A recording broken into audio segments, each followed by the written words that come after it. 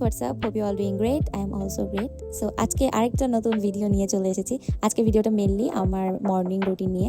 এই মর্নিং রুটিনটা আমার সপ্তাহে 3 থেকে 4 বার ফলো করা হয়, কারণ বাকি কয়েকদিন আমার ক্লাস থাকে কলেজে। এই জন্য আপনারা যদি আমার কলেজের রুটিনটাও চান তাহলে অবশ্যই আমি আপনাদেরকে দিয়ে দিব। অ্যান্ড আজকে প্রথমে ঘুম থেকে উঠছি, লাইক অনেক সকাল সকাল ওঠার পর আমি ফ্রেশ হয়ে একদম গরম গরম কফি খেয়ে ফেলি।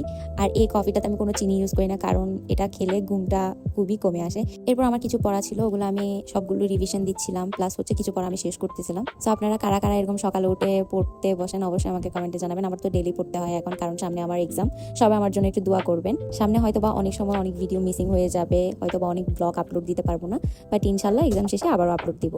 এরপর বুয়া আন্টি আমাকে হালকা করে নাস্তা দেয়। ওই নাস্তাগুলো আমি করে ফেলার পর নানুর রুমে চলে আসি। নানুর রুমে আসার পর আমার কিছু পার্সেল ছিল, সো ওগুলো আমি প্যাকিং করে নিচ্ছিলাম। আমার প্রত্যেক দিনই এরকম পার্সেল থাকে, এই টাইমে আমার থেকে পার্সেলগুলো সবগুলো রেডি করে ফেলতে হয়।